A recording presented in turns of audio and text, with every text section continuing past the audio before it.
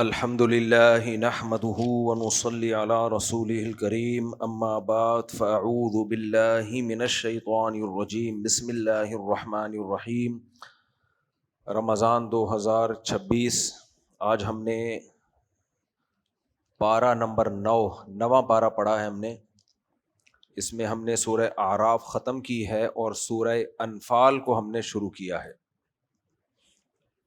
سورہ اعراف میں اللہ نے پیغمبروں کے کچھ واقعات بیان کیے ہیں عبرت کے لیے، اور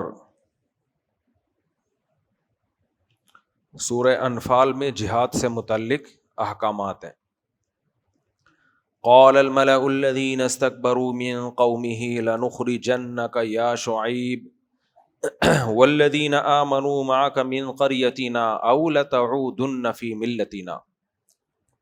8ویں پارے کے آخر میں پیغمبروں کا تذکرہ ہے، تو 9ویں پارے کے شروع میں شعیب علیہ السلام کا واقعہ۔ شعیب علیہ السلام کو اللہ نے مدین کی طرف بھیجا، اور شعیب علیہ السلام نے فرمایا اوفوا الکیل والمیزان۔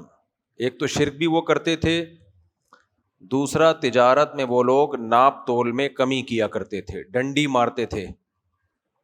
آج بھی یہ برائی ہماری سوسائٹی میں بہت زیادہ ہے۔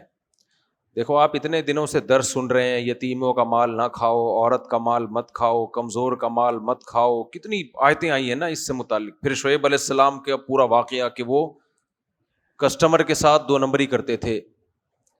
اس سے پتہ چلتا ہے کہ اسلام میں کسی کا پیسہ آپ کے پاس آ گیا نا ناحق، یہ چھوٹا جرم نہیں ہے، یہ بہت بڑا جرم ہے۔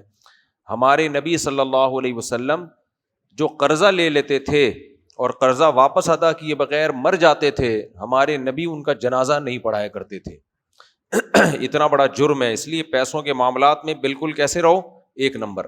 بار بار میں ایک بات بیانات میں بتاتا رہتا ہوں کہ اپنے پیسوں کے معاملات کو لکھ کے رکھو ہر وقت۔ میرے پاس الحمدللہ ہر وقت میرے پیسوں کے معاملات لکھے ہوئے رہتے ہیں، اور اس کو ڈیلی اپڈیٹ کرتا رہتا ہوں میں، ڈیلی یا ایک دن چھوڑ کے۔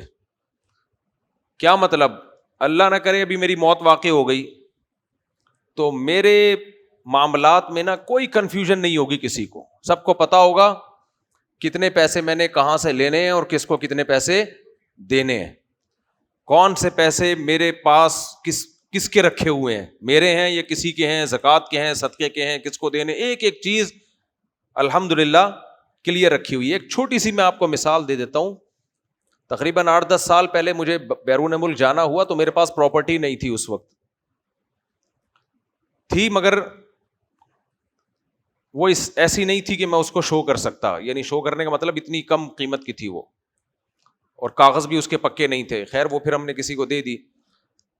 تو مجھے پراپرٹی چاہیے تھی، تو ہمارے ایک دوست سے میں نے ریکویسٹ کی کہ آپ اپنی پراپرٹی میرے نام کر دو بھائی، اور پھر جب ویزا لگ جائے گا تو میں واپس دے دوں گا آپ کو۔ باہر ملکوں میں یہ ہوتا ہے نا کہ ان کو یہ چاہیے ہوتا ہے نا کہ واپس آئے گا، اگر یہاں پراپرٹی ہے تو ان کو یقین ہوتا ہے کہ واپس آ جائے گا، یہاں پراپرٹی نہیں ہے تو ان کو تو خطرہ ہوتا ہے کہ بھاگی نہ جائے۔ تو میں نے تو لازمی واپس آنا تھا، اور ایسا آنا تھا کہ اگر وہ رکھنا بھی چاہتے تو بھی نہیں رہتا میں۔ تو میں نے تو وہاں سلپ ہونے کا کبھی سوچا ہی نہیں ہے۔ میرے پاس کینیڈا میں موقع تھا نا اپلائی کرنے کا، اور بھی اس کے بعد بھی بہت موقع ملے، لیکن میں نہیں اپلائی کرتا کیونکہ میں کہاں رہتا ہوں، پاکستان میں رہتا ہوں۔ تو پاسپورٹ لیا بھی جا سکتے کسی کنٹری کا، اس میں کوئی حرج نہیں ہے۔ خیر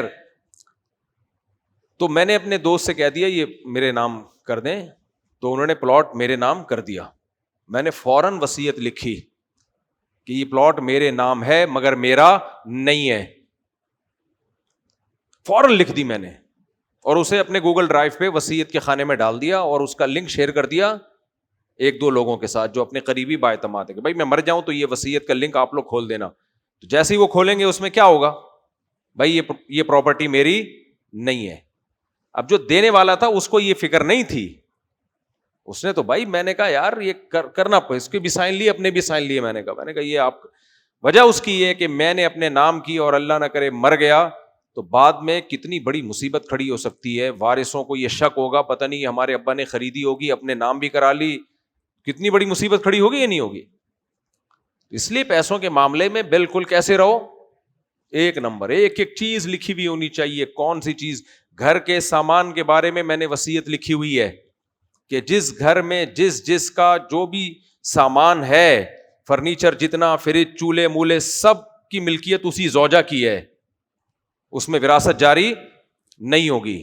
یہ لکھا ہوا ہے, ورنہ مرنے کے بعد ہو سکتا ہے بھائی اتنا گھر کا سامان ہے, اس کا مالک کون ہے, وراثت نہ بھائی نہ. جس گھر میں جو سامان ہے میں اس گھر والوں کو اس کا مالک بنا چکا ہوں.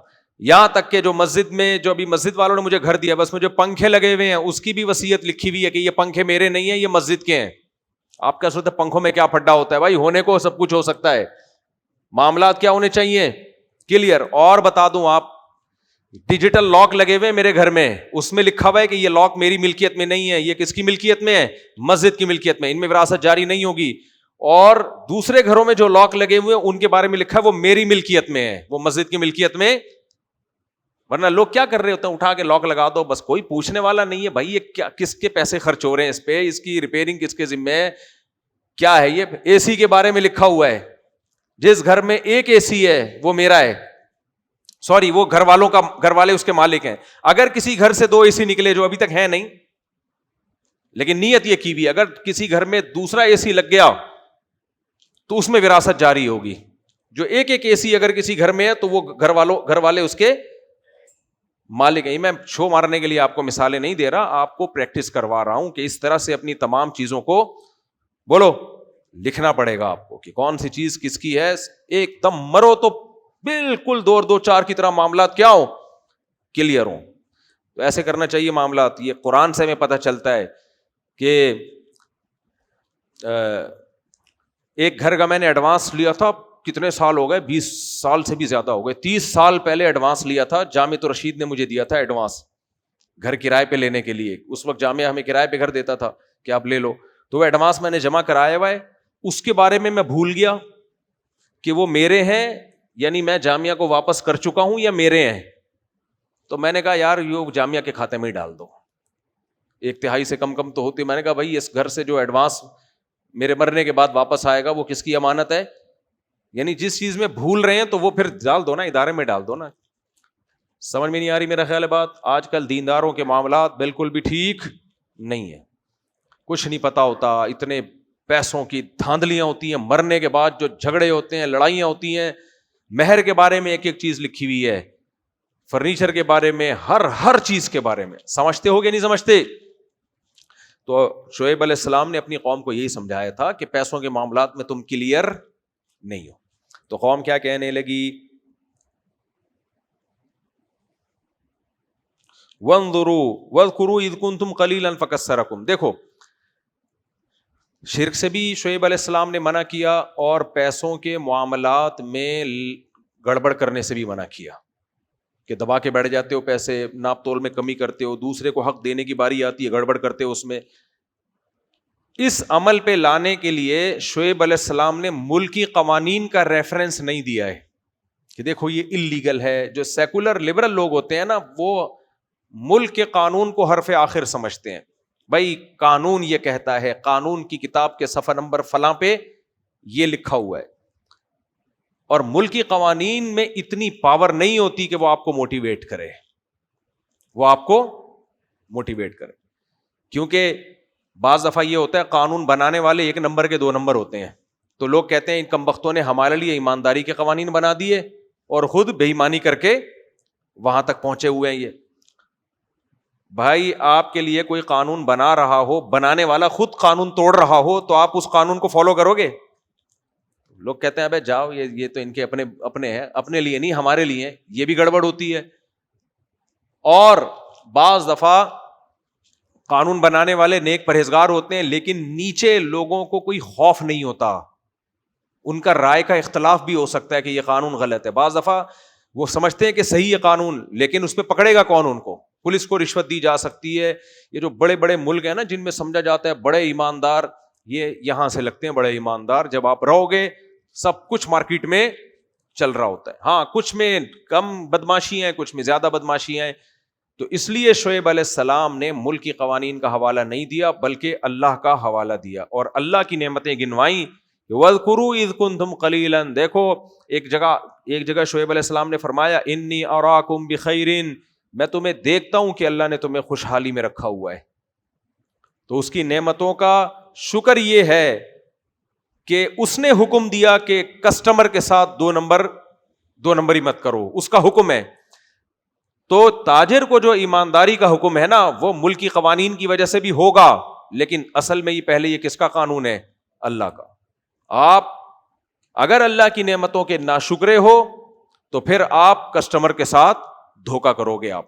تو اس لیے انہوں نے فرمایا وَاذْكُرُوا إِذْ كُنْتُمْ قَلِيلًا فَكَثَّرَكُمْ، دیکھو تم تھوڑے تھے، اللہ نے تمہیں تعداد میں بڑھا دیا، یعنی نسل تمہاری اللہ نے بہت بڑھائی ہے.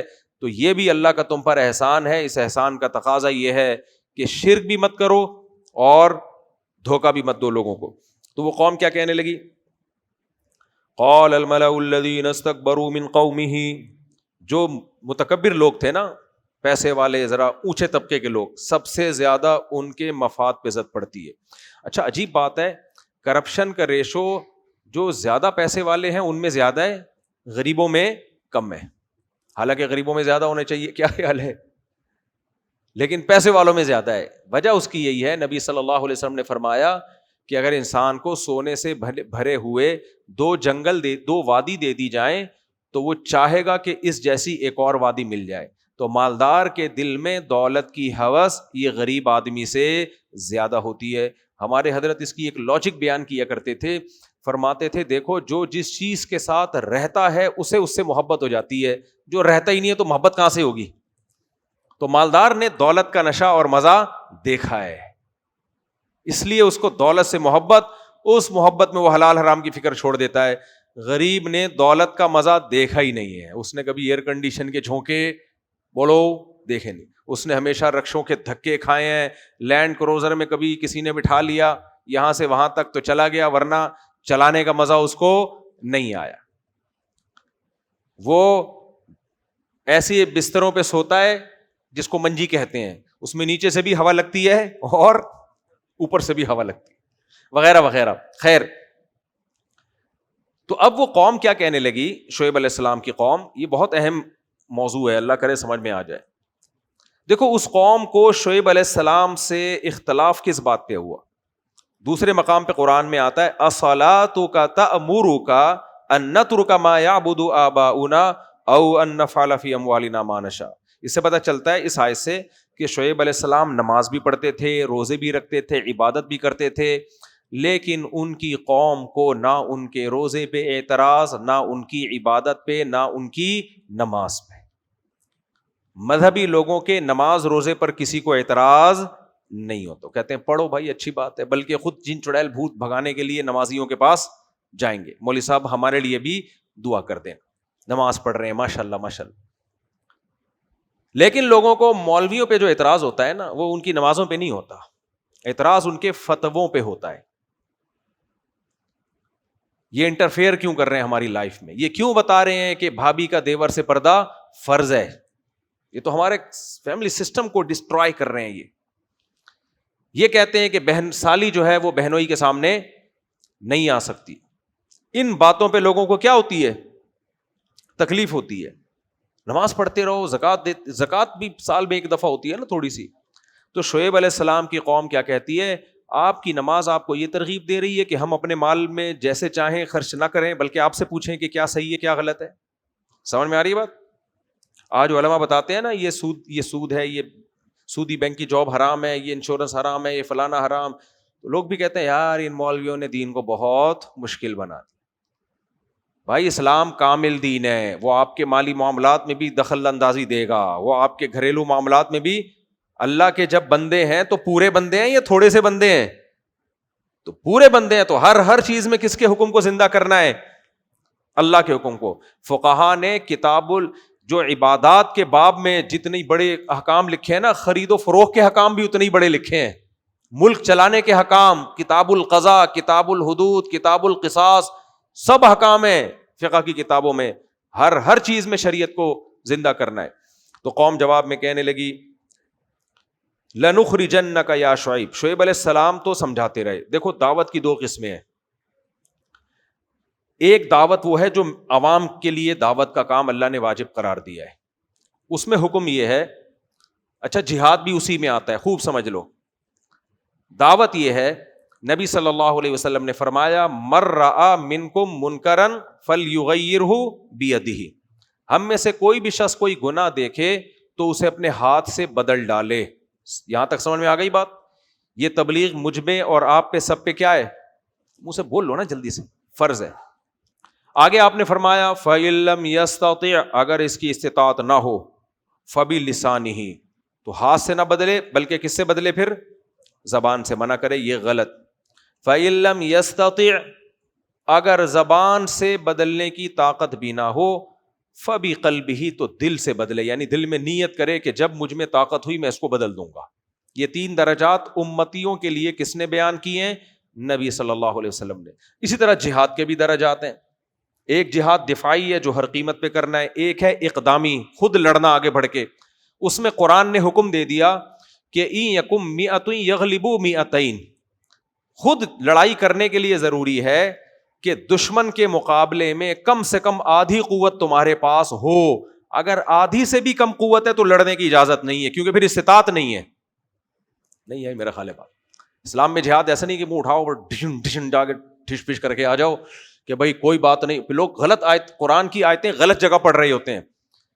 جب ان سے کہا جاتا ہے نا تمہارے پاس ہے کیا لڑنے کے لیے، حکومت سے لڑنے کے لیے یا بغاوت کے لیے یا کسی اور ملک پہ حملہ کرنے کے لیے تمہارے پاس ہے کیا، تو فوراً قرآن کی آیت پڑھیں گے کم من فئۃ قلیلۃ غلبت فئۃ کثیرۃ باذن اللہ.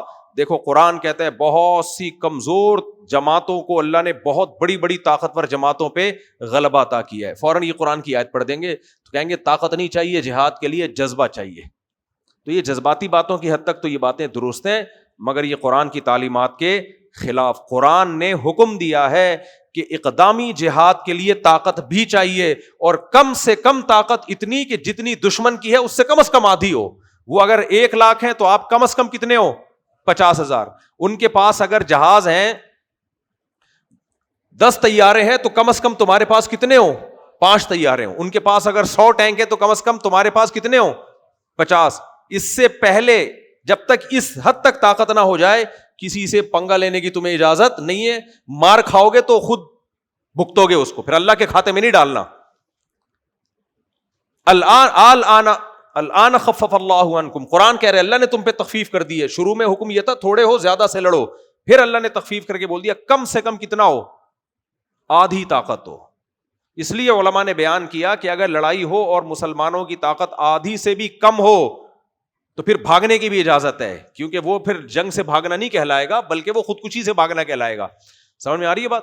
اور آج کل کے جو اسکالرز آ رہے ہیں نا، باتیں کر رہے ہوتے ہیں بغاوت کی، بس نظام بدلو، اور نظام بدلو سے مراد یہ نہیں کہ کنٹینر لے کے دھرنے دو، مطلب اٹیک کرو، فوجی طاقت. تو ہم جب ان سے کہتے ہیں کم بختو تمہارے پاس ہے کیا لڑنے کے لیے، کہہ رہے ہیں یہی تو چکر ہے، مولویوں نے لوگوں کو بزدل بنا دیا. قرآن تو کہہ رہا ہے کم من فئۃ قلیلۃ غلبت فئۃ کثیرہ، بہت تھوڑی تھوڑی جماعتوں کو اللہ نے بڑی بڑی جماعتوں پہ غالب کیا ہے. تو ہم 4 آدمی بھی ہوں گے 4 لاکھ پہ اللہ ہمیں غلبہ عطا فرمائے گا. اور اس طرح کی دعوت دینے والے میں 2 ایجنسیوں کے ہوتے ہیں جو دیکھ رہے ہوتے ہیں کہ یہ دعوت سن کے کون آئے گا تو سب سے پہلے اسی کو کھڈے لین لگاؤ. خیر وہ تو ایک الگ بات ہے. تو یہ جو کم من فئۃ قلیلۃ والی آیت ہے اس کا مطلب کیا ہے؟ اس کا مطلب نہی عن المنکر. عام آدمی کے لیے جو حدیث میں حکم ہے برائی روکنے کی طاقت ہاتھ سے ہے تو روکے، طاقت نہیں ہے تو زبان سے، زبان سے بھی طاقت نہیں ہے تو صرف دل میں نیت. کیا مطلب؟ زبان ہاتھ سے روکنے کی طاقت ہے نہیں اور ہاتھ سے روکنا شروع کر دیا آپ نے، اس سے سوسائٹی میں کیا پھیلے گا؟ فساد. زبان سے روکنے کی طاقت ہے نہیں اور روکنا شروع کر دیا، اس سے سوسائٹی میں کیا پھیلے گا؟ فساد پھیلتا ہے. اس سے آپ بھی مارے جاؤ گے اور فساد اور پھیلے گا، فائدہ کچھ بھی نہیں ہوگا. لیکن پیغمبروں کو جب اللہ حکم دیتا ہے نا کہ تم نے دعوت اور تبلیغ کا کام کرنا ہے، پھر اس میں یہ شرط ملحوظ نہیں ہوتی. پیغمبروں کو حکم ہے کہ آپ کتنے ہی کمزور کیوں نہ ہو، اللہ نے آپ کو آرڈر دیا ہے آپ نے دعوت کا کام کرنا ہے، چاہے آپ کو شہید کر دیا جائے. اس لیے حدیث میں آتا ہے کئی پیغمبر دنیا میں ایسے آئے ہیں جنہوں نے دین کی دعوت دی, ایک شخص بھی اس دعوت پر ایمان نہیں لایا اور ان کو شہید کر دیا گیا. تو یہ کس کے ساتھ خاص ہے؟ پیغمبروں کے ساتھ, کیونکہ وہ اللہ کے نمائندے, ان کا کام ہی یہی ہے, کوئی بات نہیں آپ شہید ہو جائیں. جیسے موسیٰ علیہ الصلوۃ والسلام کو جب اللہ نے نبی بنایا کوہ طور پہ, اور اللہ نے کہا اے موسیٰ آپ فرعون کے پاس جائیں, تو موسیٰ علیہ السلام نے کیا فرمایا؟ مجھ میں طاقت نہیں ہے, طاقت نہیں ہے مجھ میں. اس سے پتہ چلتا ہے کہ دعوت کے لیے طاقت کا ہونا, اختیار کا ہونا, یہ کامن سینس کی چیز ہے. یہ کس کی ہے؟ Common sense. تو موسیٰ علیہ السلام نے کہا میں کیسے دعوت دوں گا؟ حالانکہ موسیٰ علیہ السلام نبی تو بنے اس وقت, لیکن اس سے پہلے بھی حکمت اور بصیرت تو تھی نا آپ میں. خود قرآن کہتا ہے کہ وَلَمَّا بَلَغَ أَشُدَّهُ آتَيْنَاهُ حُكْمًا وَعِلْمًا, علم اور حکمت عطا کی. اسی علم اور حکمت کا تقاضا تھا کہ موسیٰ علیہ السلام نے کہا کہ اللہ فرعون کے پاس جانے کی مجھ میں طاقت نہیں ہے. کیوں؟ وَيَضِيقُ صَدْرِي, میرا دل تنگ ہوتا ہے. انی اخاف ان یقتلون, میں جاؤں گا دعوت دوں گا, میری دعوت سنے گا کون؟ مجھے تو قتل کر دیا جائے گا.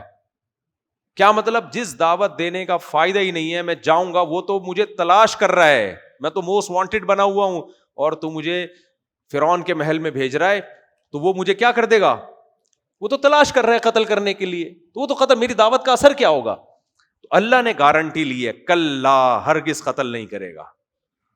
یہ نہیں ہو سکتا کہ تیری حفاظت کی ذمہ داری کس نے لی ہے؟ میں نے لی ہے. تو میرے بھائی اسی طرح اگر کسی پر وحی آ جائے اور اللہ کہہ دے کہ تو نے ہر قیمت پہ دوسرے کو دین کی اس طرح سے دعوت دینی ہے, چاہے تجھ میں طاقت ہو یا نہ ہو, تیری گردن اڑا دیں یا نہیں اڑائیں, لازمی دینی ہے اور میں تجھے بچاؤں گا, پھر اس پہ بھی واجب ہو جائے گی. لیکن ایسا وحی کا دروازہ بند ہو چکا ہے. ہمارے لیے جو وحی میں حکم ہے وہ یہی ہے کہ استطاعت ہے تو زبان سے روکو, استطاعت پہلے ہاتھ سے روکو, ہاتھ سے روکنے کی طاقت نہیں, زبان سے یہ بھی طاقت نہیں ہے, تو کس میں؟ دل میں نیت. اس سے آگے بڑھنے کی ضرورت نہیں ہے. آج بعض دیندار لوگ ہر جگہ فنٹر بن رہے ہوتے ہیں, ہر جگہ سب کو ٹھیک کرنے کی کوشش میں لگے ہوئے ہیں, چاہے استطاعت ہو یا نہ ہو, اس سے نقصان ہوتا ہے سوسائٹی میں. اور یہ جو حدیث میں آتا ہے نا, حق بات سب سے بہترین جہاد ہے, کلمۃ حق عند السلطان الجائر, ظالم بادشاہ کے سامنے حق بات کہنا. تو دیکھو نبی نے ظالم بادشاہ کے سامنے حق بات کہنے کو تو افضل جہاد قرار دیا, اس کے سامنے تلوار لے کے کھڑے ہو جانے کو افضل جہاد قرار نہیں دیا, بلکہ بخاری مسلم میں اس کو حرام قرار دیا ہے آپ صلی اللہ علیہ وسلم نے. اور یہ جو جہاد ہے جس میں آتا ہے کم من فئۃ قلیلۃ, کہ تھوڑی جماعتوں کو بھی اللہ نے بڑی جماعتوں پہ غالب کیا ہے, اس کا شان نزول بھی آپ دیکھ لو. نبی نے حکم دیا تھا لڑنے کا بنی اسرائیل کو, اور نبی کے حکم پہ, اللہ کے حکم پہ طالوت کو بنی اسرائیل کا کمانڈر بنایا گیا. یہاں براہ راست وہی ان کو کہہ رہی ہے جا کے لڑو. ایسی صورت میں پھر طاقت نہیں دیکھی جائے گی, کیونکہ اللہ ڈائریکٹ کہہ رہے ہیں نا, براہ راست اللہ کہہ رہے ہیں لڑو بھائی. پھر تو ایک کو اگر اللہ کہے گا لاکھوں سے لڑو, اس ایک پر لڑنا فرض ہو جائے گا, کیونکہ جب اللہ کہہ رہا ہے تو اللہ سے آگے تھوڑی کوئی لڑے گا. تو بنی اسرائیل کو اللہ نے کہا تھا کہ جالوت تمہارے کمانڈر ہیں, طالوت تمہارے کمانڈر ہیں, تم نے جا کے لڑنا کس سے؟ جالوت سے. تو بنی اسرائیل نے کہا یہ تو بہت زیادہ ہیں, ہم تو کمزور ہیں, بہت طاقتور ہیں. تو وہاں یہ کہنا بنتا نہیں تھا. وہاں پھر موٹیویشن کے لیے کہ بھائی اللہ کے حکم پہ لڑ رہے ہو نا, تو کم من فئۃ قلیلۃ غلبت فئۃ کثیرہ, بہت دفعہ اللہ کمزوروں کو طاقتور پہ غالب کر دیتا ہے. یہاں بھی اللہ تم کمزور ہو کے طاقتور پہ تمہیں کیا کرے گا؟ غالب کرے گا. تو یہ اللہ کے آرڈر پہ تھا. اس کی مثال ایسے ہے جیسے موسیٰ علیہ السلام نے جب قوم عمالقہ سے لڑنے کا حکم دیا نا, تو بنی اسرائیل نے کہا ان فیہا قوما جبارین, یہ تو بڑے طاقتور لوگ ہیں, پہلے مخبروں کو بھیجا جا کے دیکھ کے آؤ, چیک کرو, دیکھو بہت پاورفل ہیں. تو کہنے لگے اے موسیٰ ہم نہیں لڑیں گے. تو قرآن میں کیا ہے؟ قال رجلان من الذین یخافون, جن کے دلوں میں اللہ کا خوف تھا نا, جن پر اللہ کا خصوصی انعام تھا, انہوں نے کہا کہ اے قوم, تم کس کا حکم ہے تمہیں؟ اللہ کا حکم ہے نا. تو قال الذین یخافون من الذین انعم اللہ علیہم ادخلوا علیہم الباب فاذا دخلتموہ فانکم غالبون. بھائی لڑنا شروع تو کرو, اللہ کے حکم پہ لڑ رہے ہو, ابھی لڑائی شروع ہوگی تم غالب آ جاؤ گے. یہ مت دیکھو کہ دشمن طاقتور ہے یا کمزور, یہ وہاں دیکھنے کی اجازت نہیں ہے جہاں حکم کس کا ہو؟ نبی کا ہو. تو ڈائریکٹ جب نبی کا حکم ہوگا, آرڈر ہوگا, پھر تو مصلحت حکمت دیکھی نہیں جائے گی. جب نہیں ہے آرڈر نبی کا ڈائریکٹ, تو پھر عام حکم یہی ہے کہ جب طاقت ہے تو ٹھیک ہے, طاقت نہیں ہے یا نتیجہ نکلنے کی کوئی چانس یا امید ہی نہیں ہے بلکہ الٹا نقصان کا خطرہ ہے, تو نہ وہاں دعوت دینا جائز ہے اور نہ وہاں لڑنا جائز ہے. سمجھتے ہو گے نہیں سمجھتے؟ اب آج کل کے اسکالرز جو آ رہے ہیں نا ٹیلی ویژن میں, 2-3 چیزیں 2-3 آیتیں پڑھ لی اور ایک دم مسئلے بتانا شروع کر دیا.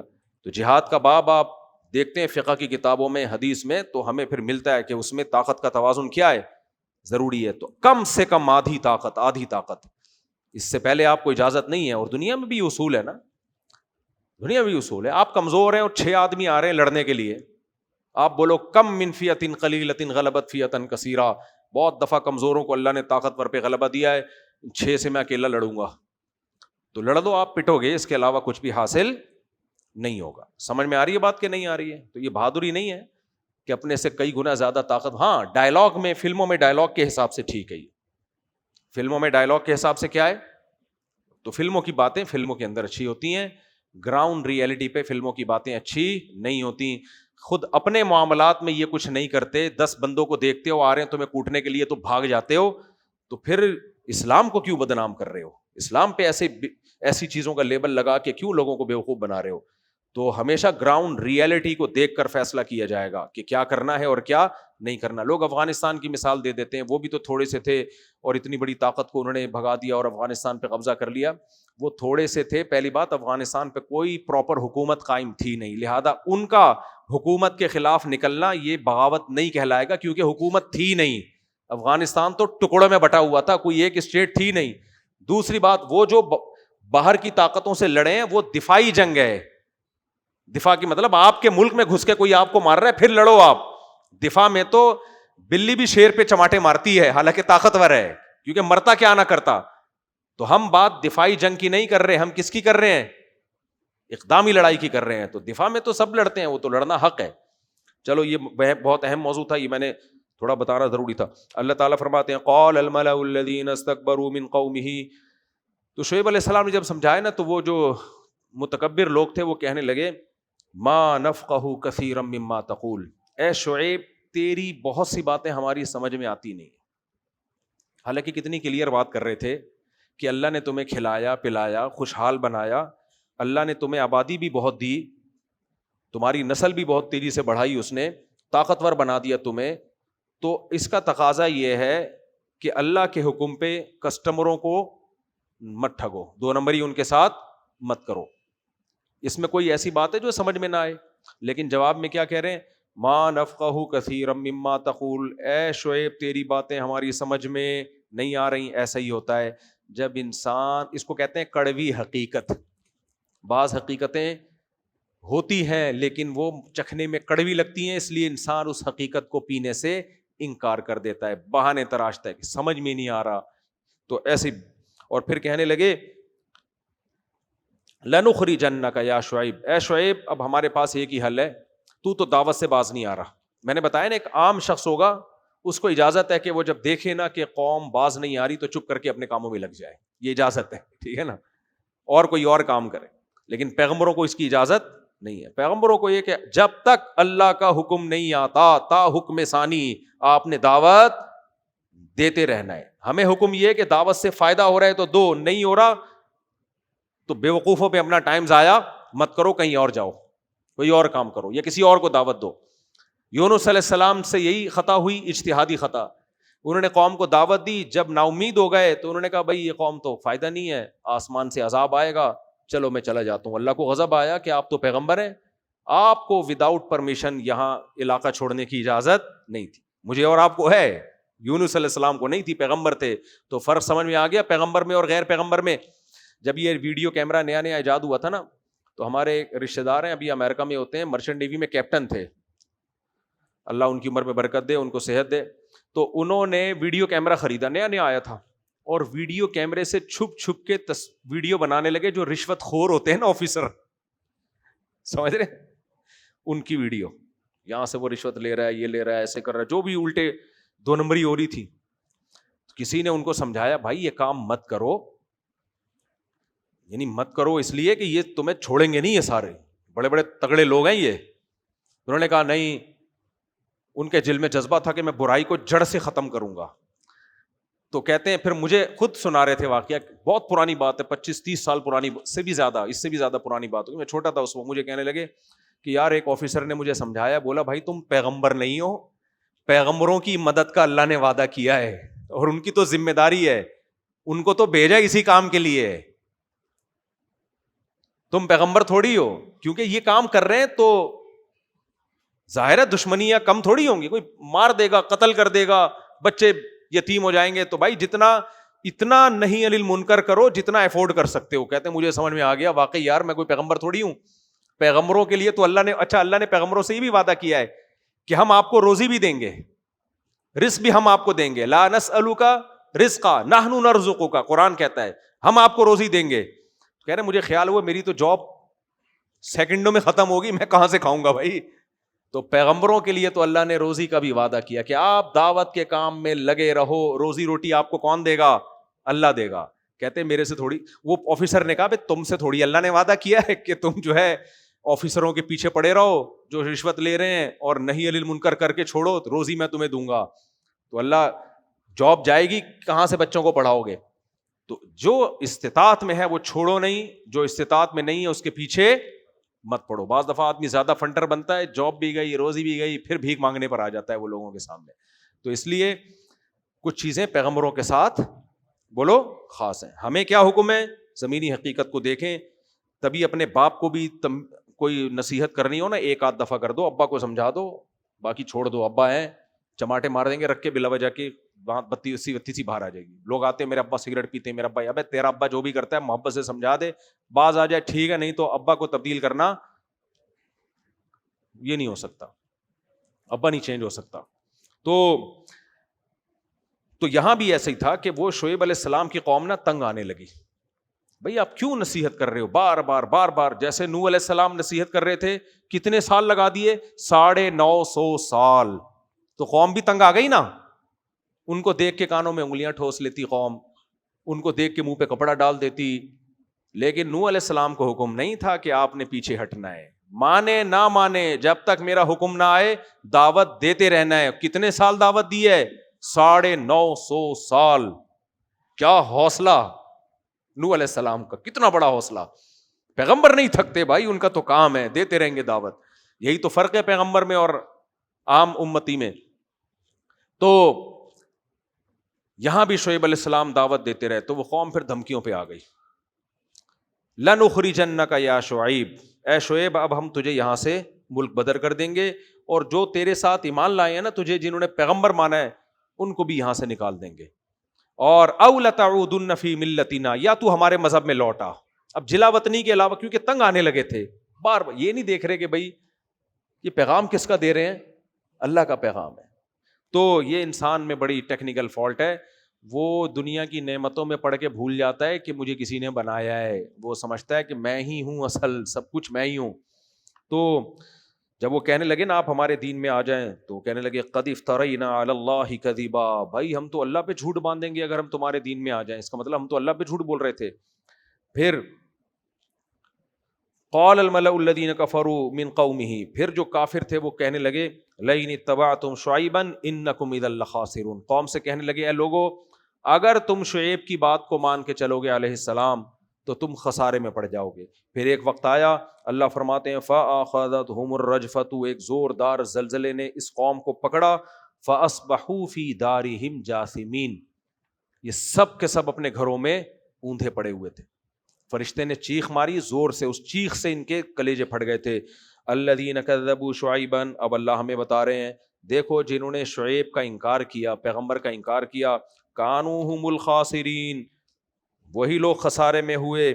الذین کذبوا شعیبا کأن لم یغنوا فیہا, ایسے بن گئے جیسے اس زمین پہ کبھی رہے نہ ہو. تو اللہ ہمیں یہ واقعات کیوں سنا رہا ہے کہ اس قوم میں شعیب آئے تھے علیہ السلام, ہم میں کون آئے ہیں؟ محمد صلی اللہ علیہ وسلم. تو اس لیے محمد صلی اللہ علیہ وسلم کا انکار یا آپ کی تعلیمات کا انکار ہلکا جرم نہیں ہے, کیونکہ دیکھو آپ کی حیثیت محمد بن عبداللہ کی نہیں ہے, آپ اللہ کے نمائندے ہیں. دنیا میں کوئی بھی کسی ملک کا سفیر جب اپنا نمائندہ کہیں بنا کے بھیجتا ہے, اس نمائندے کی اپنی کوئی حیثیت نہیں ہوتی, اس نمائندے کی حیثیت یہ ہوتی ہے کہ یہ کس کا سفیر ہے. لہذا اس نمائندے کا انکار اس کنٹری کا انکار سمجھا جاتا ہے, اس کی توہین کو بہت, اس کنٹری کی توہین سمجھا جاتا ہے. تو کافر سے, جو کافر ہے نا, جو نبی کو نہیں مانتے, ان سے بہت بڑی بھول کیا ہو رہی ہے, وہ محمد صلی اللہ علیہ وسلم کو تاریخی لحاظ سے ایک عرب شخص سمجھتے ہیں معاذ اللہ, کہ آپ ایک عربی تھے, عبداللہ کے گھر میں پیدا ہوئے بس. نانا میرے بھائی, اگر آپ صرف ایک عرب ہوتے, محمد بن عبداللہ ہوتے, تو کروڑوں لوگ آپ کے کہنے پہ ایک مہینے روزے نہیں رکھتے, کروڑوں لوگ اتنی لمبی لمبی تراویح نہیں پڑھتے, کروڑوں لوگ زنا سے نہیں بچتے. کسی ایک انسان کی دعوت پہ ایسا تھوڑی ہوتا ہے. آپ کے پیچھے جو دعوت ہے, جو آپ کے پیچھے جو دلیل ہے, وہ کون ہے؟ وہ اللہ کی ذات ہے. تو اس لیے اللہ کہہ رہے جنہوں نے پیغمبر کا انکار کیا, اللہ نے چھوڑا نہیں ان کو, کیونکہ یہ انکار کس کا تھا؟ اللہ کا انکار تھا. شعیب علیہ السلام کو نا ایک قوم نے یہ بھی دھمکی دی, دوسری آیتوں میں آتا ہے, آگے سورہ ہود میں آئے گا, کہ لولا رہتک لرجمناک, اے شعیب اگر تیرا قبیلہ نہ ہوتا نا تو ہم تجھے رجم کر دیتے پتھروں سے. یعنی خاندان کا خیال کر رہے ہیں, کیونکہ رشتہ داریاں تھیں نا خاندانوں میں. تو شعیب علیہ السلام نے کہا قال یا قوم ارہتی اعز علیکم من اللہ, کیسی عجیب بات کر رہے ہو, میرے خاندان کی وجہ سے مجھے چھوڑا ہوا ہے. یعنی یہاں بھی تم اللہ کا تذکرہ نہیں کر رہے, کہ تو باتیں اللہ کی کر رہا ہے, اپنے آپ کو منسوب اللہ کی طرف کرتا ہے. تو یعنی میرا خاندان تمہاری نظر میں اللہ سے زیادہ معزز ہے. تو یہ دنیا میں یہی چل رہا ہے آج کل, خاندان کا لحاظ کیا جاتا ہے, رشتوں کا لحاظ کیا جاتا ہے, دوستی کا لحاظ کیا جاتا ہے. اگر نہیں لحاظ کیا جاتا تو کس کا؟ اللہ کا. وَاتَّخَذْتُمُوهُ وَرَاءَكُمْ ظِهْرِيًّا, اے میری قوم تم نے خدا کو بالکل پیچھے ڈال دیا ہے, پشت کے پیچھے, وہ سب سے اینڈ میں ہے. تو مسلمان کے لیے سب سے اسٹارٹ میں کون ہے؟ اللہ ہے, باقی سب اس کے بعد ہیں. تو اللہ فرماتے ہیں جب وہ قوم تباہ ہوئی نا, فَتَوَلَّ عَنْهُمْ, تو شعیب علیہ السلام نے ان سے پیٹھ پھیری اپنی. جب دیکھا نا مرے پڑے ہیں سارے, تو کیا کہنے لگے؟ یا قوم, ان مروں سے خطاب کیا انہوں نے. کتنی حسرت ہوئی ہوگی نا, کتنے سال سے ان کو دعوت دے رہا ہوں, مان لیتے بات کو. کہنے لگے یا قومی, اے میری قوم, لقد ابلغتکم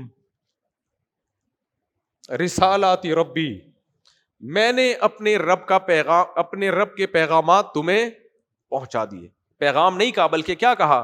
پیغامات. جو ادھر سے آتا تھا نا پیغام کہ شرک مت کرو, میں نے تم تک پہنچایا, اور ناپ تول میں کمی مت کرو, میں نے تم تک پہنچایا. ہر پیغام, فساد مت مچاؤ دنیا میں نے تم تک یہ پیغام پہنچایا. اور یہ بھی بتایا کہ اگر تم انکار کرو گے اللہ کا عذاب آئے گا. اے میری قوم, لقد ابلغتم رسالات ربی, جتنے پیغامات آئے, یہ ایسے ہے جیسے آپ کو کسی قوم سے محبت ہو, سمجھا رہے ہو, تباہ ہو جائے, تو آپ یہ کہو گے نا بھائی یہ میری وجہ سے نہیں ہوا, یہی کہو گے نا, میرا قصور نہیں ہے, میں نے تو خدائی پیغامات تم تک پہنچائے. اور آگے جملہ بڑا مزیدار, وَنَصَحْتُ لَكُمْ, میں نے تمہارا بھلا چاہا تھا, میں نے تمہارا بھلا, لیکن تم مجھے کیا سمجھنے لگے تھے؟ دشمن. یہ بھی ایک خوب یاد رکھو, یہ پہچاننا نا کہ کون آپ کا دوست ہے اور کون دشمن ہے, یہ بھی بڑے ظرف والے لوگوں کا کام ہوتا ہے. حضرت حکیم الامہ مولانا اشرف علی تھانوی نے ایک بڑی کام کی بات لکھی ہے, کم ظرف لوگوں کے ساتھ کبھی اچھا سلوک مت کرو. سمجھ میں آ رہی ہے بات؟ کم ظرف کسے کہتے ہیں؟ بہت جلدی بدگمان ہو جانا, ظرف چھوٹا ہو. کہ ان کے ساتھ تم اچھا سلوک کرو گے نا, وہ سمجھیں گے تم کمزور ہو اور تم ڈرے ہوئے ہو. سمجھ میں آ رہی ہے بات؟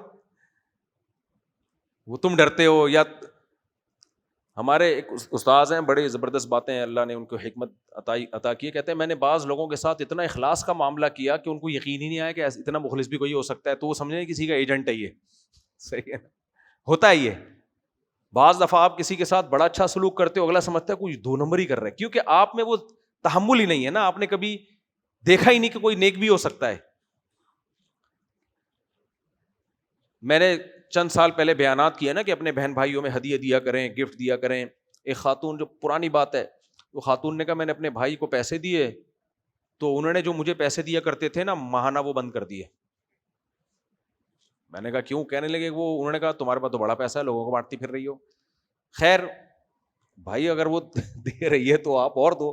خیر یہ تو بدگمانی بھی ہو سکتی ہے, اور لیکن اتنی بات ضرور ہے کہ آپ بڑے ہو، چھوٹے کے ساتھ بہت اچھا سلوک کر دیا، اپنے مقام سے نیچے آ کے تو بعض دفعہ چھوٹا کیا ہو جاتا ہے، وہ آپ کا باپ بننا شروع ہو جاتا ہے. وہ یہ نہیں دیکھتا کہ یہ ہے بڑا لیکن اپنے لیول سے نیچے آیا ہوا ہے. وہ یہ سمجھتا ہے کہ یہ بڑا ہے ہی نہیں، یہ جو میرے ساتھ اچھا سلوک کر رہا ہے اس کا مطلب یہ ہے چھوٹا، بڑا بنتا پھرتا ہے یہ. تو یہ کم ظرف ہونے کی بولو علامت ہے. تو فوج میں یہ اصول ہوتا ہے کہ آفیسر کو، جو نیچے کے طبقے کے لوگ ہیں ان کو بہت زیادہ آفیسر سے فری ہونے کی اجازت نہیں ہوتی. یہ اسی اصول پہ میرا خیال ہے بنا ہے یہ قانون. کیونکہ آپ اگر ماتحتوں سے بہت اچھا سلوک کرو گے نا تو ہر ماتحت اتنا اچھا نہیں ہوتا کہ وہ آپ کی اور رسپیکٹ کرے. بعض دفعہ وہ آپ سے ابے تبے سے بات شروع کر دے گا اور جب آپ سے فری ہو گیا تو میدان جنگ میں آپ کی اطاعت نہیں کرے گا. آپ میدان جنگ میں کہہ رہے ہو وہ ٹینک آ رہے ہیں آگے بڑھو، کہہ رہے جا بے میں نہیں جا رہا، ابے مذاق کر رہا ہے یار تو، وہ ایسے کرے گا ابے نہیں یار ابے نہیں ہے، پھر جا کے گدگدیاں کرنا شروع کر دے گا. تو اس لیے فوج میں جو ریزرو، پوری دنیا کی فوجیوں میں اصول ہوتا ہے آفیسر کو حکم ہے تھوڑا ماتحتوں سے کیا رہے، تھوڑا ریزرو رہے وہ، تاکہ ان کے دل میں احترام رہے. لیکن اصل بات یہی ہے کہ جو بڑے ظرف کے لوگ ہوتے ہیں ان سے بڑا آدمی اگر ان کی سطح پہ آ کے بے تکلف بھی ہوتا ہے تو بھی وہ بڑے کو بڑا ہی سمجھتے ہیں. میاں بیوی میں بھی ایسے ہی چلتا ہے. جو بیوی اچھی ہوگی، نیک ہوگی، آپ اس کے ساتھ اچھا سلوک کرو گے وہ سمجھے میرا شوہر کتنا اچھا، دنیا کے سامنے تعریفیں. لیکن اگر وہ کم ظرف ہوگی نا، آپ اچھا سلوک کرو گے تو وہ سمجھے گی بھائی یہ کوئی مجبوری ہے اس کی، یا اس کی مجبوری میں ہوں، یہ مجھے چھوڑ ہی نہیں سکتا، یہ یعنی میں اس کی مجبوری ہوں. پھر وہ اس کو نچوڑنا شروع کر دے گی. مرد میں بھی ایسا ہی ہوتا ہے. کم ظرف آدمی اگر بیوی اچھا سلوک کر رہی ہے، بڑے ظرف کا آدمی ہوگا، کہے گا یار اتنی تو عورتیں نیک نہیں ہوتی لیکن مجھے اللہ نے کچھ اضافی نیک بیوی عطا کر دی ہے. اگر ظرف بڑا ہوگا خوش ہوگا. کم ظرف ہوگا وہ اس کی اچھائی کو اس کی کمزوری سمجھنا شروع کر دے گا. تو یہ ظرف کا مسئلہ ہے. تو شعیب علیہ السلام کی قوم بھی کم ظرف تھی. کہنے لگے میں نے تمہاری بھلائی چاہی تھی لیکن تمہیں سمجھ میں آئی نہیں. وہ بھلائی کیا تھی کہ بھائی تمہیں اللہ جہنم سے بچا لے. اور قوم بدگمان یہ ہوئی کہ یہ ہیرو بننا چاہتے ہیں، یہ لیڈر بننا چاہتے ہیں. یہی الزام مشرکین نے محمد صلی اللہ علیہ وسلم پہ لگایا. نبی جب دعوت دیتے تھے نا تمہاری خیر خواہی ہے، تو وہ کیا کہتے تھے؟ یہ سردار بننا چاہتے ہیں. یہ کیا چاہتے ہیں؟ آج بھی ایسا ہی ہے. آپ کوئی اچھی بات کر لو اگلا فوراً. اور یہ پاکستانیوں میں تو یہ نیگیٹیوٹی کا جو بھوسا ہے نا، یہ دماغ میں اتنا بڑا ہوا ہے کہ آپ لوگ کے علاوہ ہر شخص کے دماغ میں بھوسا بھرا ہوا ہے. سمجھ میں آ رہی ہے بات؟ ہر چیز میں الٹا، ہر چیز میں نیگیٹو. تو ظرف کو بڑا رکھنا چاہیے. چھوٹے ظرف کے لوگ اللہ کو پسند نہیں ہے. بس جلدی سے میں مکمل کر دوں. آج واقعات کو کم، میں نے اس سے ملنے والے اسباق کو تھوڑا زیادہ فوکس کر لیا ہے. تو شعیب علیہ السلام نے کہا اے میری قوم میں نے تمہارا بھلا چاہا تھا، مجھے لیڈر بننے کا شوق نہیں تھا، کوئی نمایاں پرومیننٹ ہونے کا شوق نہیں تھا، نمایاں ہونے کا شوق نہیں تھا. میں تمہارے فائدے کے لیے اتنی قربانیاں دے رہا تھا. لیکن فکیف آسیٰ علی قوم کافرین، اب جب تم اودھے مرے پڑے ہو مجھے تم پہ افسوس بھی نہیں ہو رہا. میں تم پہ کیسے افسوس کروں، کیونکہ جتنی میں تمہاری خیر خواہی کے لیے کوشش کر سکتا تھا میں نے کسر نہیں چھوڑی. تو اس لیے مجھے اب تم پہ کوئی افسوس نہیں ہے. اس سے بھی پتہ چلتا ہے کہ ہر مظلوم پہ یعنی ہر ظالم پہ ترس بھی نہیں کھانا چاہیے. نیو کراچی میں تھا، وہاں ڈاکو کو پڑھ کے لوگ پکڑے سے طبیعت سے کوٹ کے مار پوٹ کے نا پھینک دیتے تھے. تو لوگ ترس کھاتے تھے، ہائے ہائے ہائے ہائے بیچارہ ڈاکو. میں نے کہا کسی دن کسی ڈاکو نے تجھے رنڈوا کر دیا نا، تیری بیوی کو گولی مار دی یا تیرے کسی بیٹے کو مار دیا جوان، پھر پوچھوں گا تجھے کتنا ترس آتا ہے. اس لیے ڈاکوؤں پہ جو ترس کھائے نا اس کو نیو کراچی والوں کے حوالے کر دیا کرو. ایسے لوگوں کا یہ حل ہے. آگے چلتے ہیں ہم جلدی سے بھائی، جلدی جلدی جلدی جلدی. وقت بہت کم ہوتا ہے اور بہت زیادہ آیتیں ہیں اس میں رہ جاتی ہیں، پھر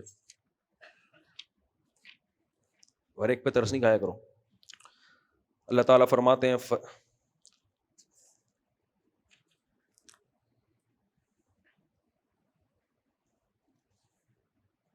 پھر موسیٰ علیہ السلام کا واقعہ بیان کیا اللہ نے. موسیٰ علیہ السلام کا واقعہ بہت زیادہ بیان ہوا، یہاں بھی کچھ مختصر میں بتا دیتا ہوں، پھر جہاں جہاں آئے گا وہاں بھی مختصر. موسیٰ علیہ السلام کو اللہ کہتے ہیں ہم نے پھر فرعون کے پاس بھیجا. شعیب علیہ السلام کی قوم تو تباہ ہو گئی. اس کے بعد موسیٰ علیہ السلام کی قوم کو موسیٰ علیہ السلام کو ہم نے بھیجا فرعون کے پاس. اور موسیٰ علیہ السلام نے فرعون کو جا کے پہلی بات کیا دی، انی رسول من رب العالمین، اے فرعون ابھی میں موسیٰ بن کے نہیں آیا ہوں، میں تیرے دربار میں کس کا پیغمبر بن کے آیا ہوں؟ تیرا جو رب ہے نا خدا، اس نے مجھے رسول بنا کے بھیجا ہے۔ حقیق علی اللہ اقول علی اللہ الا الحق، مجھ پر لازم ہوگی ایک بات، میں اللہ کی طرف کوئی ایسی بات منسوب نہیں کروں گا جو اللہ نے نہیں کہی ہوگی۔ 5 منٹ بس میں درس ختم کرتا ہوں 5 منٹ میں نا۔ تو ہر چیز جو میں کہوں گا میری زبان سے نکلے گی وہ کس کا بیان ہوگا؟ اللہ کا۔ لہذا پہلے بتا دیا کہ میری بات کو ہلکے مت لینا، میں ابھی موسیٰ بن کے نہیں آیا ہوں بلکہ رسول اللہ بن کے آیا ہوں۔ تو پہلا جو پیغام ہے ارسل معی بنی اسرائیل، کہ میری قوم بنی اسرائیل پہ جو تو ظلم کر رہا ہے اس ظلم کو روک لے اور بنی اسرائیل کو میرے ساتھ بھیج دے، میں جہاں مرضی لے کے چلا جاؤں، نیا ملک آباد کریں گے۔ دیکھو یہاں بھی ایسا نہیں موسیٰ علیہ السلام نے تلوار نکالی اور لڑوں گا، بھائی دعوت صرف کس کی اجازت ملی ہے؟ زبانی دعوت کی۔ تو میں بنی اسرائیل کو لے کے نکل جاؤں، کیونکہ بنی اسرائیل کہاں سے آئے تھے؟ یوسف علیہ السلام آئے تھے نا۔ دیکھو بنی اسرائیل جو تھے، ان کو چھوٹی سی میں ہسٹری بتا دیتا ہوں، قرآن میں بنی اسرائیل کا بہت زیادہ تذکرہ ہے۔ حضرت ابراہیم علیہ السلام کے 2 بیٹے تھے، اسحاق علیہ السلام اور اسماعیل علیہ السلام۔ اسماعیل علیہ السلام مکہ میں اور اسحاق علیہ السلام فلسطین میں۔ سمجھ میں آ رہی ہے بات؟ اسماعیل علیہ السلام تو مکہ میں ہے نا، اماں ہاجرہ کے ساتھ آئے، پھر وہ زمزم کا چشمہ نکلا، پھر انہی کی اولاد میں محمد صلی اللہ علیہ وسلم پیدا ہوئے تقریباً 2000 سال کے بعد۔ اور اسحاق علیہ السلام کہاں تھے؟ بیت المقدس میں۔ تو اسحاق علیہ السلام کے بیٹے تھے یعقوب علیہ السلام، جن کا لقب تھا اسرائیل۔ تو یعقوب علیہ السلام کی اولاد کو کیا کہا جاتا ہے؟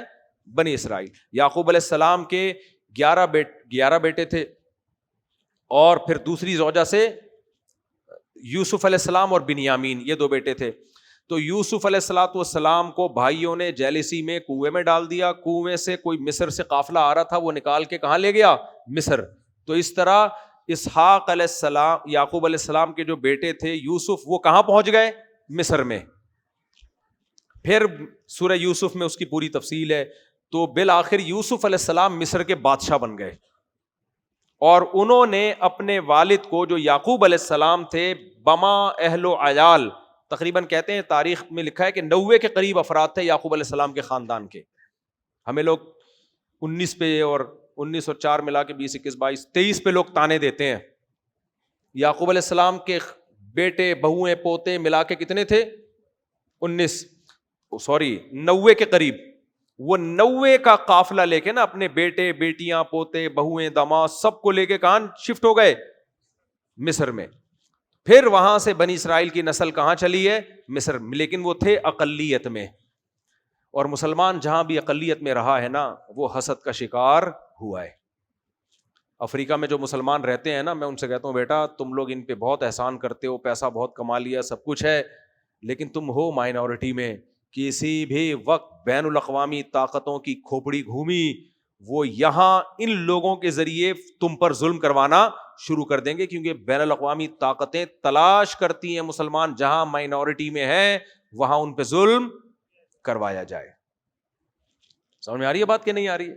چاہے مسلمانوں نے کتنا اچھا سلوک کیا ہو، ہندوستان میں مسلمانوں نے حکومتیں کی ہیں، کوئی ایک روایت نہیں ہے کسی ہندو کو ناحق قتل کیا ہو یا کسی سکھ کو ناحق قتل کیا ہو، کہیں بھی نہیں ہے۔ جہاں جہاں حکومتیں کی ہیں کبھی ظلم نہیں کیا اقلیتوں پر۔ پاکستان میں دیکھ لو، یہاں مسلمانوں کی حکومت ہے، اقلیتیں یہاں پر مسیحی ہندو سکھ خوشی اور امن سے ہیں یا نہیں ہے؟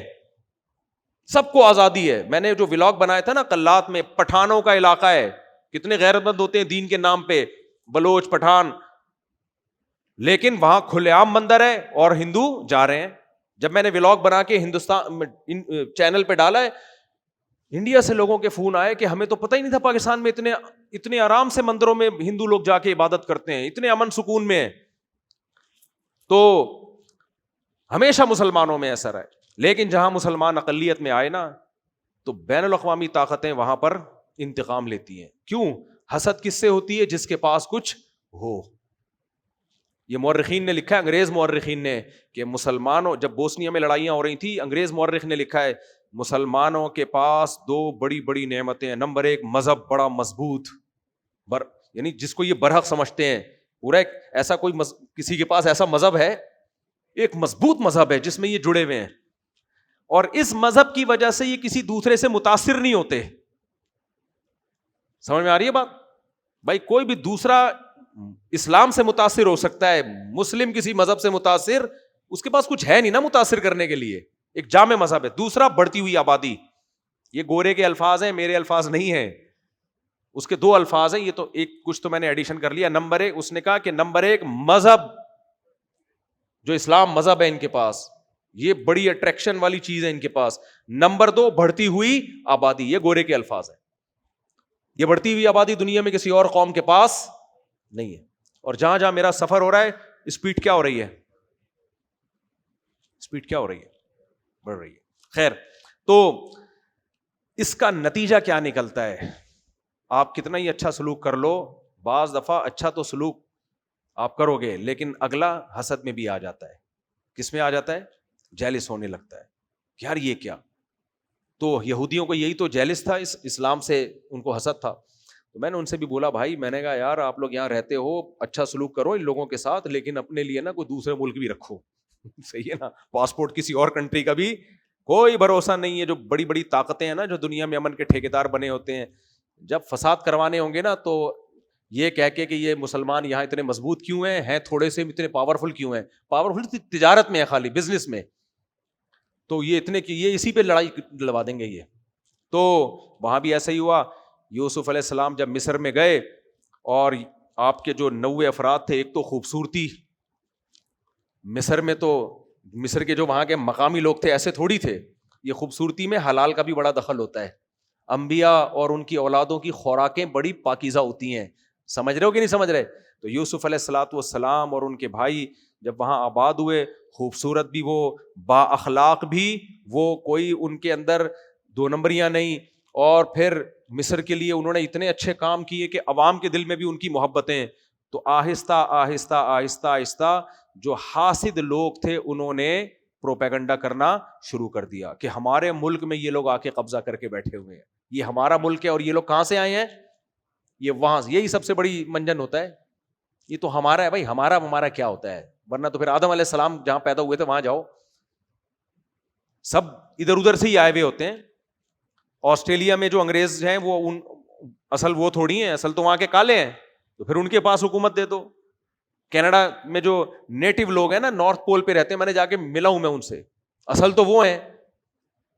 تو اس بیس پہ انہوں نے کیا کیا, پھر آہستہ آہستہ آہستہ جیسے تاریخ بدلتی ہے, بالآخر فرعون غالب آ گیا, اور پھر اس نے بنی اسرائیل پہ ظلم کرنا شروع کر دیا. وہی جو ابھی مودی کی حکومت میں ہو رہا ہے, بنی اسرائیل پہ ظلم کرنا شروع کر دیے اس نے. تو نتیجہ کیا نکلا, بنی اسرائیل کے بچوں کو, کیونکہ اس کو یہ تھا کہ یار اس قوم کے پاس مذہب بھی ہے, دین بھی ہے, اور دماغ بھی ہے, ظاہر پیغمبروں کی اولادیں ہیں نا, تعلیم بھی ہے. قرآن کہتا ہے فضلناہم علی علم علی العالمین, ہر قسم کی نالج, چاہے دین کی ہو دنیا کی ہو, اس میں اللہ نے بنی اسرائیل کو فضیلت دی تھی, علم بھی ان کے پاس. تو جیلسی کا شکار ہو کے کیا کرنا شروع کیا, بچوں کو قتل کرنا, کہ ان کی نسل بڑھے ہی نہیں, کیونکہ اس زمانے میں نسل روکنے کے طریقے ایجاد نہیں ہوئے تھے. اس زمانے میں چونکہ ایجاد ہو چکے ہیں, لہذا بین الاقوامی طاقتیں اربوں روپے خرچ کر رہی ہیں مسلمانوں کی نسل روکنے پر. اس لیے میں بار بار کہتا ہوں, جب کہتا ہوں نا بچے زیادہ پیدا کرو, شادیاں کرو, تو آپ اس بات کو سیریس نہیں لے رہے ہوتے. یہ بین الاقوامی طاقتیں بہت سیریس لے رہی ہوتی ہیں, بہت زیادہ. صحیح ہے نا, اربوں, اتنا بچوں کی تعلیم پہ خرچ نہیں ہو رہا جتنا ایجوکیشن کے نام پہ ان کی نسل روکنے پہ خرچ ہو رہا ہے. سمجھتے ہو؟ اتنا عورت کی صحت پہ خرچ نہیں ہو رہا جتنا صحت کے نام پہ حمل روکنے پہ خرچ ہو رہا ہے, کہ بچہ پیدا کرنے سے صحت خراب ہو جاتی ہے. یہ سمجھانے کے لیے ہیلتھ پہ زیادہ خرچ ہو رہا ہے. سمجھ آ رہی ہے بات؟ نہیں آ رہی سمجھ میں؟ اس کی مثال ایسے, جیسے آپ کے ہاں بچہ پیدا ہونے والا تھا تو آپ نے کہا کہ نہیں, اس کو نہیں ہونے دو کیونکہ ایکچولی تمہاری صحت خراب ہوگی اس سے, اور بچہ روکنے کے لیے آپ نے 15 لاکھ روپے خرچ کر دیے, اور دلیل یہ دی کہ اگر پیدا ہو جاتا ہے نا تو میرا 3 لاکھ روپے خرچہ آتا ہے اس پہ, ایکسپینسز بہت زیادہ ہیں اس کے. تو بیوی عقل مند ہوگی, بولے گی پیدا ہونے پہ 3 لاکھ آ رہا تھا, اور خرچہ بچانے کے لیے روکنے پہ کتنا آ رہا تھا؟ 15 لاکھ. تو یہ کوئی عقل مندی کی بات ہے؟ یہی دنیا میں ہو رہا ہے اس وقت. فیملی پلاننگ کے نام پہ جو خرچہ ہو رہا ہے وہ زیادہ ہے، ہیلتھ پہ جو ہو رہا ہے، یعنی اس شعبے میں ہیلتھ پہ ہو رہا ہے وہ کم ہے. تو یہ رپورٹیں ہیں. خیر، تو اب فرعون نے ظلم کرنا شروع کر دیا. تو جب ظلم کرنا شروع کیا تو بنی اسرائیل کیا کرتے ہیں؟ مائنورٹی میں تھے. مائنورٹی میں آپ لڑ تھوڑی سکتے ہیں. وہی ہوا، صبر کے علاوہ کوئی راستہ نہیں تھا. انتظار کر رہے تھے کوئی اللہ کوئی نجات دہندہ بھیجے گا. تو فرعون کو یہ خطرہ لگا رہتا تھا اس قوم میں کوئی نجات دہندہ پیدا ہو سکتا ہے. یہ ذہن میں رکھو. یہ جو کہتے ہیں نا فرعون کو نجومیوں نے خبر دی تھی کہ ایک بنی اسرائیل میں بچہ پیدا ہوگا جو تمہاری حکومت کا خاتمہ کرے گا، بالکل غلط بات ہے. نجومی کے پاس کوئی خبر نہیں ہوتی. نجومی کو یہ نہیں پتا ہوتا کم وقت کو میرے گھر میں کیا ہو رہا ہے. تو نجومیوں نے خبر نہیں دی تھی. یا تو فرعون کو خواب آیا تھا یا اس نے خود گیس کیا تھا کہ بھائی کیونکہ یہ پیغمبروں کی اولادوں میں ہے. اور پھر فرعون کو یہ بھی بتایا گیا تھا کہ یوسف علیہ السلام پر بھی تم ایمان نہیں لے کر آئے تمہارے باپ دادے. تو اس کو تھا خطرہ. خواب جو زیادہ تر لوگ اس طرف گئے کہ اس کو خواب آیا تھا کہ ایک بچہ پیدا ہو رہا ہے جو میری حکومت کا خاتمہ کر رہا ہے. تو اس نے کیا ظلم کرنا شروع کیا؟ سب کو ذبح کرنا شروع کیا. اور پھر اللہ نے موسیٰ علیہ الصلوۃ والسلام کو پیدا کیا. ہم انشاءاللہ سورہ قصص میں یہ تفصیل سے قصہ پڑھیں گے. تو موسیٰ علیہ السلام نے فرعون سے کیا کہا؟ پہلا کلام ارسل معی بنی اسرائیل. میری قوم جو اہل اسلام ہے، اہل توحید ہے، اللہ پر ایمان رکھتی ہے، پیغمبروں پر ایمان رکھتی ہے، تو اس پہ ظلم چھوڑ دے اور میرے ساتھ بھیج دے. میں جہاں لے جاؤں، ہم تمہیں کچھ نہیں کہتے، تم جانو اللہ جانے، وہ خود ہی تم سے نمٹ لے گا. ایک بیلنس بات کی موسیٰ علیہ السلام نے. وہ جواب میں کیا کہتا ہے کہ وہ کہنے لگا، کدھر چلا گیا بھائی؟ ہاں، ان کنت جئت بآیۃ فأتی بہا ان کنت من الصادقین. اے موسیٰ، تو یہ کہہ رہا ہے کہ مجھے کس نے بھیجا ہے؟ اللہ نے. تیرے پاس کیا دلیل ہے کہ تو اللہ کا پیغمبر ہے؟ کوئی معجزہ دکھا جو عقلاً ممکن ہی نہ ہو. پھر مانوں گا کہ یہ کام تو نہیں کر رہا. کون کر رہا ہے؟ اللہ کر رہا ہے. فَأَلْقَىٰ عَصَاهُ، موسیٰ علیہ السلام نے لاٹھی ڈالی. فَإِذَا هِيَ ثُعْبَانٌ مُّبِينٌ، واضح اژدہا بن گئی وہ. وَنَزَعَ يَدَهُ فَإِذَا هِيَ بَيْضَاءُ لِلنَّاظِرِينَ، اپنے ہاتھ کو گریبان میں ڈال کے نکالا تو سورج کی طرح چمک رہا ہے. قَالَ الْمَلَأُ مِن قَوْمِ فِرْعَوْنَ، فرعون کے جو درباری ٹچے بیٹھے ہوئے تھے نا، وہ جو چمچے، ہمیشہ چمچے خراب کرتے ہیں. چمچے سارے بیٹھے ہوئے تھے. وہ کہنے لگے کہ ان ھذا لساحر علیم، سیکھا ہوا جادوگر ہے. حالانکہ دیکھو وہ جانتے تھے کہ جادوگروں کے حالات ایسے نہیں ہوتے. جادوگر جتنے بھی پائے جاتے ہیں نا، گندے نالے میں ملیں گے، وہ پاڑے واڑے میں ملیں گے، کسی ایسا ہی ہوگا نا. شکلوں پہ نحوست دبا کے ایسا لگ رہا ہوتا ہے نحوست کے پورے پورے کنٹینر. عاملوں پہ بھی ماشاءاللہ اللہ نے بڑی نحوست دی ہے. بس یہ ختم کرتا ہوں میں، عاملوں کے 2-4 گالیاں دے کے درس ختم کرتا ہوں میں. اینڈ ہمارا اچھا ہونا چاہیے. پھر یہ واقعہ انشاءاللہ ہم کل لے کے چلیں گے. اینڈ ہمیشہ اچھا ہونا چاہیے. کھانے کے بعد میٹھا ہوتا ہے نا، صحت کے لیے اچھا نہیں ہے لیکن پھر بھی کھانے کے بعد میٹھے کا لوگ کہتے ہیں بڑا مزہ آتا ہے، منہ میں میٹھے کا ذائقہ ہونا چاہیے. تو ہمارا میٹھا عاملوں کو گالیاں الحمدللہ. تو یہ اللہ کا بڑا فضل ہے کہ جتنے عامل ہیں، جادوگر ہیں، ان کے چہرے پہ اللہ نے غیر معمولی پھٹکار رکھی ہوتی ہے اور ان کی باتیں بھی پاگلوں والی ہوتی ہیں. جتنے یہ عامل جادوگر ہیں نا، موکل، حمزاد اور حصار اور ایسی باتیں کر رہے ہوں گے جو ان کی بھی سمجھ میں نہیں آ رہی ہوں گی. اور جادوگر، ہمارے استاذ نے ایک دفعہ بتایا کہ جو جادوگروں کا پھڈا ہوا، ان کے پاس کوئی بندہ بیٹھا ہوا تھا، اس نے بتایا جادوگروں کے جھگڑا ہوا، کہہ رہے تو کتنا گھو کھاتا ہے مجھے یہ بتا. اس نے کہا میں اتنا گوبر کھا لیتا ہوں. اس نے کہا میں اس سے زیادہ کھاتا ہوں. تو یہ گند میں رہتے ہیں، گوبر کھاتے ہیں، گند بلا یہ نا، ان چیزوں میں جنات گندے لوگوں سے زیادہ محبت کرتے ہیں. تو یہ جادوگروں کے خون پینا، اس طرح کی حرکتیں کر رہے ہوتے ہیں. یہ بہت گندے ہوتے ہیں یہ جادوگر.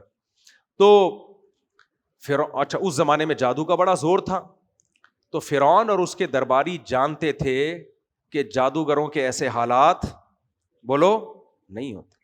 جادوگروں پہ کے چہروں پہ ایسا نور نہیں ہوتا. جادوگر ایسے با اخلاق نہیں ہوتے. جادوگر ایسی پاکیزہ تعلیمات، وہ تو فرعون کے محل میں رہے ہیں نا، دیکھا ہے انہوں نے نماز پڑھتے ہوئے، ان کی اچھے اخلاق. تو یہیں سے بات غلط تھی. لیکن پھر بھی اللہ نے حجت تمام کرنے کے لیے حضرت موسیٰ کا جادوگروں سے مقابلہ کروایا. تو انہوں نے کہا، جو درباری تھے نا، انہوں نے کہا کہ ان ھذا لساحر علیم، یہ بڑا سیکھا ہوا جادوگر ہے، یرید ان یخرجکم بسحرہ من ارضکم فماذا تأمرون. وہی بات بدگمانی. یہ اصل میں ایکچولی یہ چاہ رہے ہیں کہ بادشاہ کی کرسی پہ آپ کے بجائے کون بیٹھے؟ یہ بیٹھے. تو اب ظاہر ہے اس کے لیے کوئی نہ کوئی نعرہ تو لگانا ہے، کچھ بات تو اللہ کی کرنی ہے. تو یہ چاہ رہے ہیں کہ ہمیں نیچا دکھا کے یہ کرسی کس کے قبضے میں آ جائے. یہ وہی بدگمانی ہے یا نہیں ہے جو ہم لوگ بھی کر رہے ہوتے ہیں. کوئی بھی بات کرے ایکچولی اصل میں یہ یوں ہے، یہ یوں ہے، الٹی پلٹی باتیں. بھائی بات دیکھو، صحیح کر رہا ہے تو مان لو، نہیں کر رہا تو نہیں مانو. تو وہ بھی فرعونی کہنے لگے، جو محل میں بیٹھے ہوئے چمچے تھے نا اس کے، جنہوں نے مروایا. قرآن کہتا ہے کہ خود بھی مرا اور ان چمچوں نے عوام کو بھی مروا دیا. جیسے ہمیں سمجھ گئے نا کیا کہنا چاہ رہا ہوں. اچھا خیر. تو وہ کہنے لگے کہ لساحر علیم یرید ان یخرجکم من ارضکم، یہ چاہتا ہے کہ تمہیں یہاں سے نکال کے حکومت کس کے ہاتھ میں آ جائے؟ ان کے ہاتھ میں آ جائے. فماذا تأمرون، مشورہ دو کرنا کیا چاہیے. یہ دیکھو اللہ کا بڑا فضل. دیکھو اللہ نے اسباب بنائے نا. فرعون تو حضرت موسیٰ کو قتل کرنا چاہتا تھا نا، لیکن ماحول ایسا بن گیا اب فرعون قتل نہیں کر پایا. کیوں؟ اب اگر قتل کرتا نا تو لوگ کہتے ڈر گیا. صحیح ہے نا؟ جواب ہے نہیں، اب کیا ہو گیا. تو بعض دفعہ ایسی سچویشن پیدا ہو جاتی ہے کہ ظالم کو بھی ہاتھ روکنے پڑتے ہیں. تو اس لیے فرعون نے پھر بول دیا کہ ٹھیک ہے جادوگروں کے ساتھ مقابلہ ہوگا. پھر انشاءاللہ ہم یا تو کل یا پھر آگے جو صورتیں آ رہی ہیں اسی میں ہم یہ مضمون انشاءاللہ پڑھیں گے. اللہ تعالیٰ ہمیں سمجھنے کی، عمل کی توفیق